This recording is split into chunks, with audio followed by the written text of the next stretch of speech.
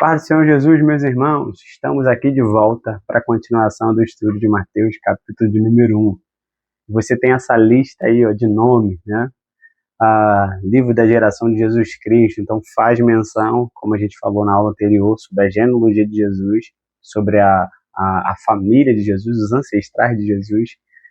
E a gente, olhando para isso, não sou um pouco esquisito para a gente, não sou estranho? Fala a verdade aí. A vontade que dá quando vê uma genealogia como essa não é de pular. Olha, não, eu vou para o capítulo 2, eu vou para o outro versículo.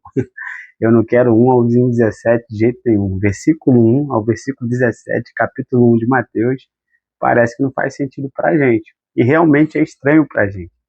E é sobre a genealogia de Jesus Cristo que a aula hoje consiste. Hoje a gente vai estudar sobre essa genealogia.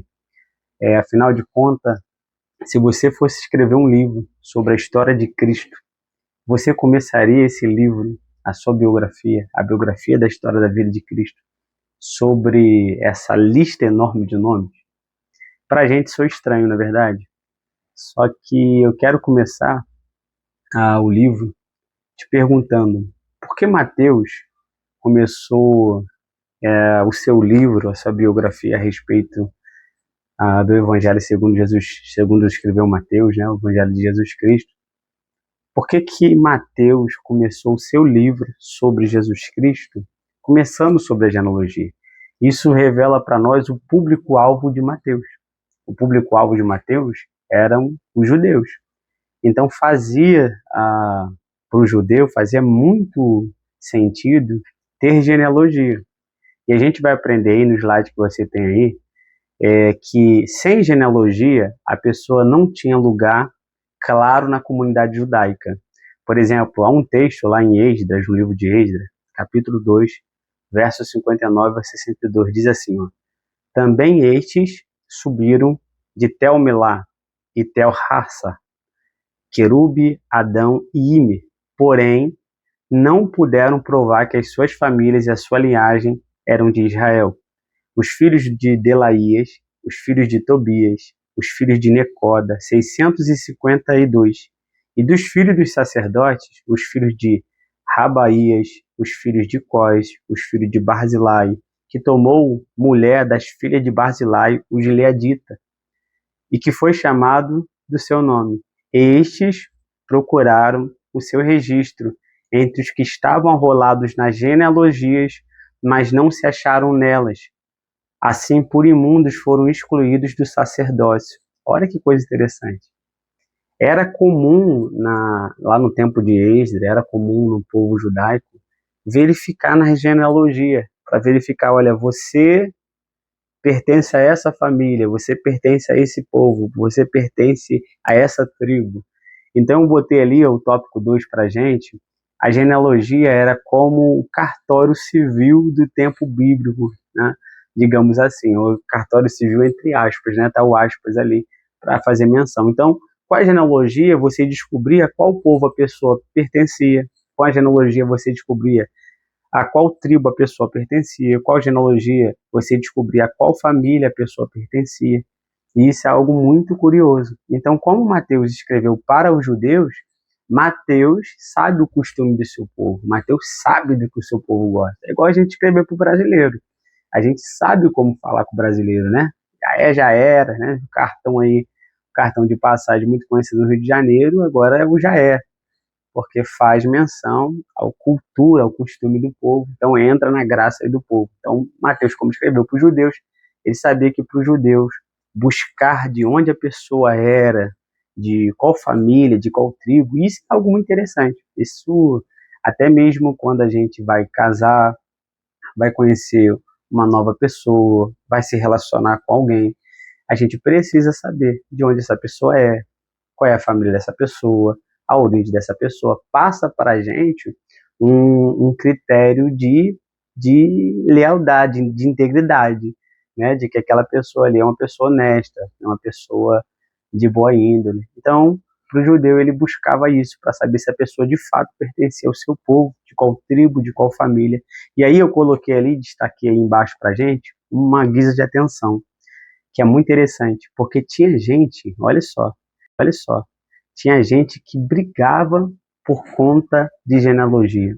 Ah, eu sou da família tal, sou da tribo tal, sou do tal, tal, tal. Aí brigavam. E é muito interessante, se você lá olhar lá em 1 Timóteo, capítulo 1, verso 3 e verso 4, eu te convido a abrir a sua Bíblia e verificar. E Tito 3:9, você vai verificar o ensino do apóstolo Paulo. O ensino do apóstolo Paulo é, olha, evitem discussões desnecessárias. Evitem ficar brigando por conta de genealogia, fábulas, questões controversas que não tem fim. Sabe aquela discussão que não acaba? É isso aí. Então, havia naquele tempo costume de ficar discutindo sobre isso. E não edificava em nada, era só perda de tempo. Então, a gente aprende já de cara, né? Vai perder tempo? Como que eu sei se eu vou perder tempo? Vai edificar? Edifica o reino de Deus? Edifica a obra do Senhor? Constrói, cresce, evolui, cresce na graça e no conhecimento? Se sim, vale a pena dedicar. Se não, se abstém porque é perca de tempo e não tem edificação, tá bom? Então a gente avança aí. Eu coloquei ali, Mateus apresenta para a gente, em sua genealogia, uma curiosidade, a repetição de um padrão, que é o padrão 3 vezes 14. Isso é muito interessante. Quando você olha a genealogia de Mateus no capítulo 1, no verso 1 ao verso 17, por 3 vezes ele repete o número 14, né? E ele faz menção disso.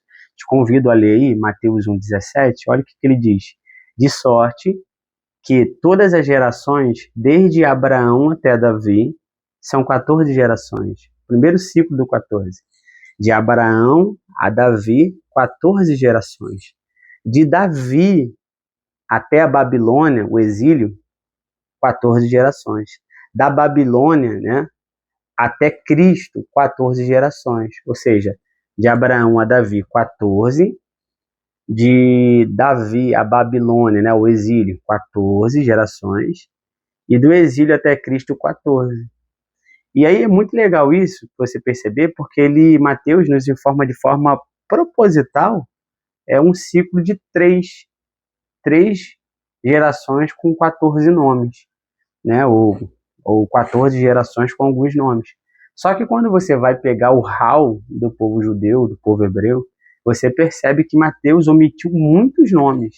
Por exemplo, eu vou dar um, né, para não ficar extenso aqui. Por exemplo, quando você olha Mateus 1:8, onde ele fala de Jorão, Mateus sai de Jorão e dá um salto direto para Uzias. De Jorão ele vai direto para Uzias. Jorão gerou Uzias.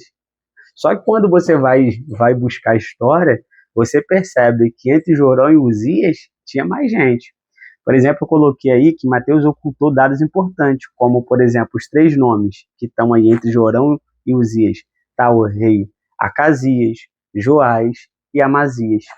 E aí fica aquela questão, por que Mateus não falou esse nome de forma proposital? O que Mateus tinha na cabeça que ele omitiu esses nomes para fazer um bloco de 14, um outro bloco de 14 e um outro bloco de 14? Se ele colocasse essa ideia de bloco de 14 iguais, 3 blocos iguais, essa simetria não existiria.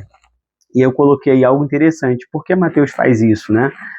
Porque ele tinha um padrão de número 14 que ele queria ensinar. E esses padrões é muito interessante perceber na cultura judaica que era um padrão de memorização, era um padrão pedagógico, que ensinava as pessoas a guardar, a gravar mais fácil os nomes, as genealogias. Então, o intuito de Mateus aqui não é citar a genealogia com fidelidade, ou seja, respeitando cada pessoa. A ideia do Mateus não é essa. A ideia do Mateus é trazer uma mensagem através dessa genealogia que facilite a identificação do que ele quer. O que ele quer? Ele não quer falar de Adão, ele não começou em Adão, ele começou em Abraão. Porque a ideia dele é mostrar que Jesus é descendente de Abraão, ou seja, procede da mesma fé. A ideia dele não é apresentar todos os reis, a ideia dele é apresentar que Jesus descende do rei Davi, ou seja, Jesus tem autonomia para herdar o trono de Davi e ser esse Messias, esse ungido, né? Ele tem esses pré-requisitos. Então a ideia de Mateus aqui nessa genealogia não é apresentar tudo, por isso que não tem Adão, por isso que não tem Acasias, não tem Joás e não tem Amazias, como eu disse aqui. Então a ideia de Mateus é isso. E tem muitos estudiosos que trazem algo curioso para a gente a respeito dessa numerologia, ou esse número 14 que Mateus nos apresenta. E aí eu te apresento aí no slide, você vai ver aí aquilo que a gente chama de gematria ou gemátria hebraica. O que seria a gemátria hebraica ou a gematria hebraica?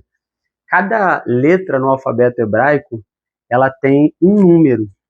Então você vê lá o Aleph, ele é equivalente ao nosso número 1, você tem um Bet, ele é equivalente ao número 2, você tem um Gimel, é equivalente ao número 3, o Dalet, que é 4, o Re, que é 5, o Vav, que é 6, e por aí vai. Então, o que a gente faz dentro da gematria?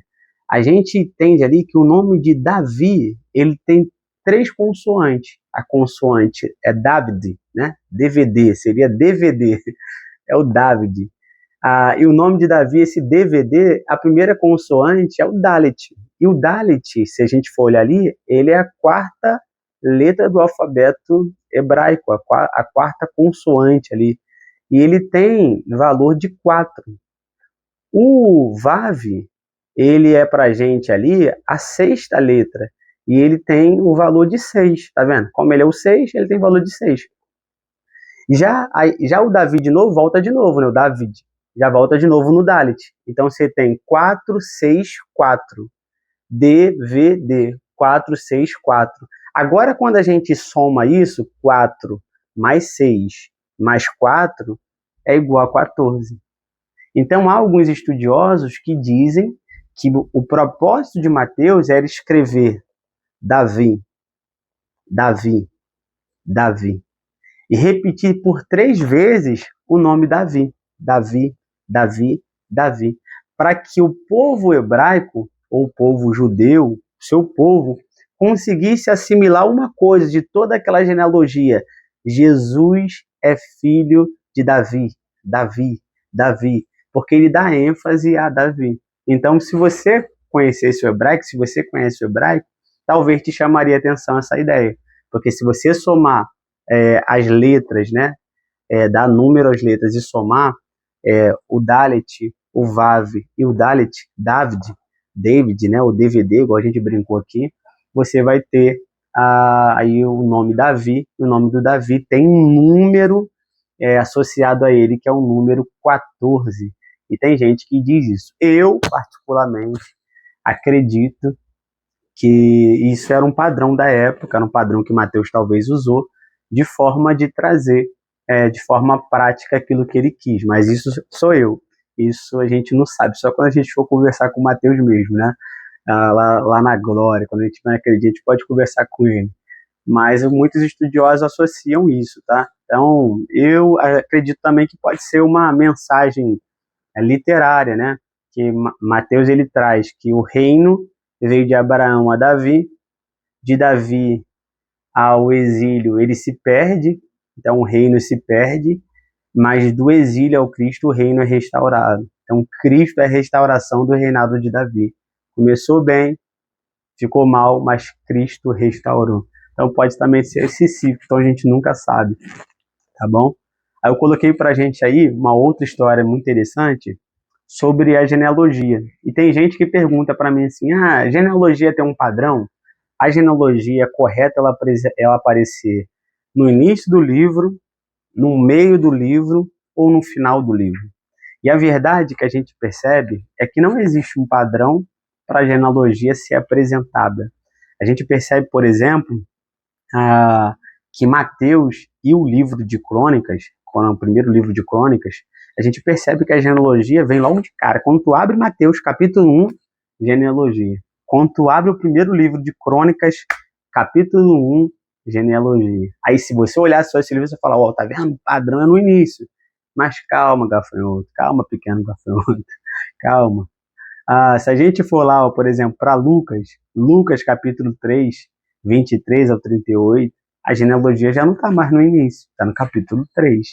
Se a gente for para o livro de Gênesis, a gente vai perceber que a genealogia de Caim está no capítulo 4, versos aí 17 ao 26. A de Adão até Noé está no capítulo 5, e sucessivamente. Tem genealogia pra caramba, né? No livro de Gênesis. Então, a gente vê que no meio do livro. Então, Mateus no início, Primeira Crônicas no início. Já lá Lucas e os livros de Gênesis, a genealogia em Gênesis, estava no meio. E aí tem um caso curioso, que é o único caso na Bíblia que acontece no final do livro, que é o livro de Ruth. O livro de Ruth, no capítulo 4, verso 18 a 22, apresenta a genealogia no final do livro, nos ensinando que a genealogia pode aparecer no início, no meio e no fim. E quem determina se vai acontecer no início, no meio e no fim? O autor. O que ele tem na cabeça, o público-alvo. Então, Mateus quis iniciar esse livro aí, inspirado pelo Espírito Santo, de cara apresentando a genealogia. Já Lucas colocou no capítulo 3. Olha que coisa interessante, né? Então, a gente tira de ensino disso o quê? Que não existe uma regra, ou seja, não existe um padrão de ordem de apresentação no início, meio ou fim. Fica a critério do autor. E aqui, no caso, o critério utilizado pelo evangelista Mateus foi nos apresentar no início do livro, amém?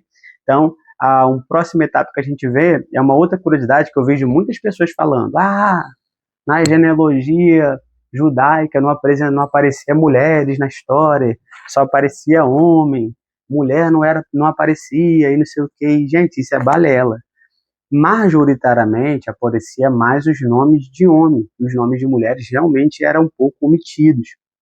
Mas não significa dizer que em todas as genealogias que a Bíblia nos apresenta, só aparecia nomes de homens. Isso é balela. E a prova disso está aí. Olha, o livro lá de 1 Crônicas, capítulo 2, 18 e 20, apresenta o nome para nós de Azuba, aparece para nós o nome de Efrate. A 1 Crônicas 4, 3, 7, aparece para nós o nome da irmã de Isma e de Idbas, né? Que é um nome até difícil, é o nome Azeleupone. Olha que nome interessante, Azeleupone. Tem que parar para não errar, né? Também aparece para a gente 1 Crônicas 4, 3, 7, o nome de Relá, o nome de Naara. E aí você vê um monte de nome de mulheres. Então, não é algo que acontece de forma única, específica no Evangelho de Mateus. Agora, no Novo Testamento, aí sim, se a gente for falar de Novo Testamento, aí sim a gente pode entrar numa outra categoria de discussão e dizer sim, não, realmente Mateus traz mais mulheres. Agora, no Antigo Testamento, majoritariamente não aparecia, mas a gente vê em poucos casos que apareciam nas genealogias do povo judaico ali, do povo hebreu, do povo do Senhor, do povo de Israel, aparecia a genealogia com o nome de mulheres, tá? Então, eu estou colocando isso por quê? Porque agora a gente percebe aí que na genealogia de Jesus apareceu o nome de algumas mulheres, e eu grifei de amarelo. A primeira é a Tamar, né? Tá lá em Mateus capítulo 1, verso 3. A segunda é a Raabe, Mateus 1, verso 5. A terceira é a Ruth. A quarta é a Batseba. E se você reparar aí no verso 6, a Batseba não tem nome mencionado. Olha aí. Ela aparece como a mãe de Salomão. Ou aparece aí, em algumas versões, vai aparecer como a mulher de Urias. Ela não aparece como a mulher de Davi. Olha que coisa interessante. Babado, né? Olha que guerra aí na família de Davi. A mulher de Urias. Não era para falar mulher de Davi, né? Não era para falar a mulher, a mãe de Salomão. Mas aí algumas traduções, não sei como que está a sua. Comente aqui como está na sua tradução. Se está a mulher de Urias, ou se está a mãe de Salomão, ou se está a mulher de Davi. Comente aqui nos comentários aqui como que está aí na sua tradução. Na minha, está a mulher de Urias, né? Já tinha passado, mas ela é mulher de Urias. Então foi gravado aqui, tá? Então, Salomão, então ela não tem um nome mencionado, mas de forma subjetiva a gente entende que essa mulher é a Batseba, a mãe de Salomão. E a última mulher da genealogia de Jesus aqui, apresentada por Mateus, é Maria. Maria, da qual se casou com José, né? E que ela foi mãe de Jesus. E aí a gente tem esse ciclo. Não aparece Maria gerou, né? Ele diz que o que foi nela gerado, né? Não diz José gerou Jesus, porque José não gerou Jesus. Jesus é gerado pelo Espírito Santo. Então, isso é muito cuidadoso, porque no início do texto aqui de Mateus, a gente percebe que é muito difícil o autor chamar José de pai de Jesus, justamente para não gerar essa confusão nos seus ouvintes, nos seus leitores, no público, para que eles não entendam que José gerou Jesus, quando na verdade não foi. Jesus foi gerado pelo Espírito Santo no ventre de Maria. Amém? Então, quando você percebe isso, você já tira uma lição, que o autor tem na sua cabeça a ideia de não confundir seu público, que a gente precisa ser simples, direto e objetivo e ter clareza e confiança e convicção no que a gente está falando, para não confundir o público. Então, Mateus tinha esse cuidado. Por isso ele usa José, marido de Maria, da qual nasceu Jesus. Ele bota Maria, da qual nasceu Jesus. Então, ele faz muito cuidado isso para não colocar como pai de Jesus. Ele tem esse cuidado aí, tá bom? Então, a gente percebe isso.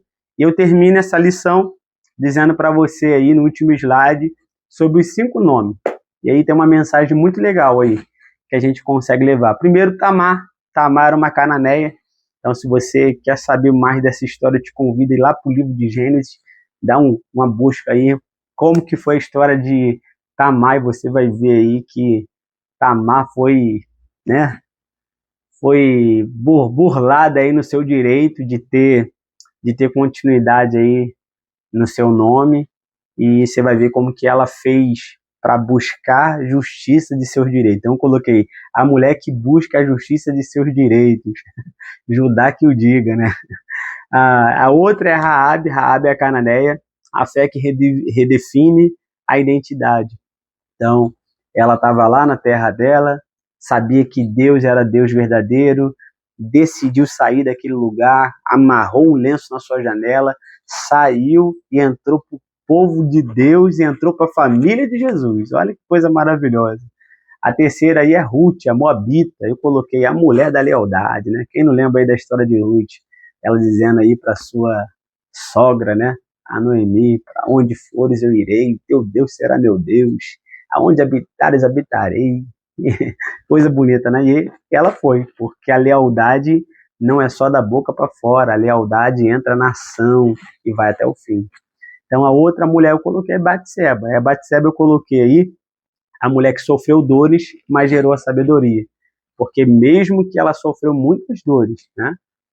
Pela situação com o rei, por ter perdido seu esposo, Urias, mas ela gerou a sabedoria. Saber gerou Salomão, gerou um homem que a Bíblia chama de um homem sábio, um homem de uma sabedoria gigantesca, né?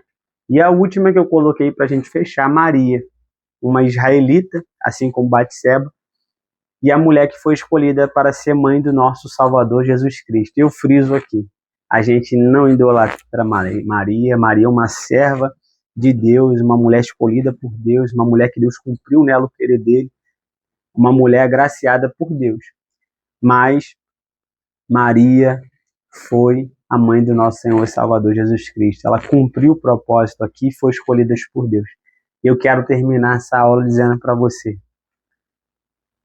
você não escolhe o que você vai gerar. É Deus que escolhe o que vai gerar em você. Por isso, faça como Maria. A gente não gera mais Cristo fisicamente, mas a gente pode compartilhar esse Cristo para alguém. E para compartilhar Cristo para alguém, para viver Cristo em essência, para que Cristo seja revelado em nós, a gente precisa dizer como ela: cumpra em mim o teu querer. E na próxima lição, a gente vai falar sobre essa atitude de Maria, sobre como que ela cumpriu esse querer. Amém? Deus te abençoe. Querido, de cara estamos aqui. Se você já gostou desse vídeo, se você está gostando desse estudo, olha, compartilha com mais pessoas. Comenta aí, eu estou gostando, em nome de Jesus, ora pela minha vida. Se enganja com a gente, segue o canal, curte. Meu Deus do céu, em nome de Jesus, não custa nada, mas ajuda a gente, porque essa plataforma, ela entende que quanto mais as pessoas se interagem, mais as pessoas participam, é que o vídeo é bom, é que o vídeo tem algo produtivo, algo relevante, e ela assim o faz para compartilhar com mais pessoas. Então o algoritmo entende assim. Então a gente precisa que você coopere com a gente nessa ideia de divulgar, de curtir, de deixar aqui o seu amém, de orar pelas nossas vidas, de compartilhar com mais pessoas. Chame seus amigos da igreja, coloque dúvidas aqui, vamos juntos crescer na graça e no conhecimento de Jesus, tá bom? Conto com vocês, em nome de Jesus, que Deus nos abençoe. Até a próxima.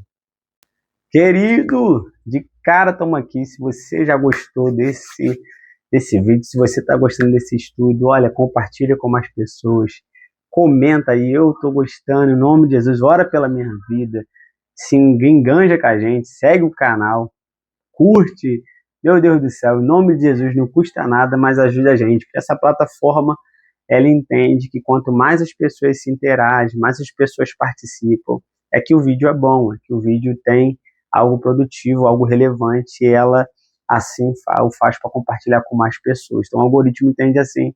Então a gente precisa que você coopere com a gente nessa ideia de divulgar, de curtir, de deixar aqui o seu amém, de orar pelas nossas vidas, de compartilhar com mais pessoas. Chame seus amigos da igreja, coloque dúvidas aqui, vamos juntos crescer na graça e no conhecimento de Jesus, tá bom? Conto com vocês, em nome de Jesus, que Deus nos abençoe. Até a próxima.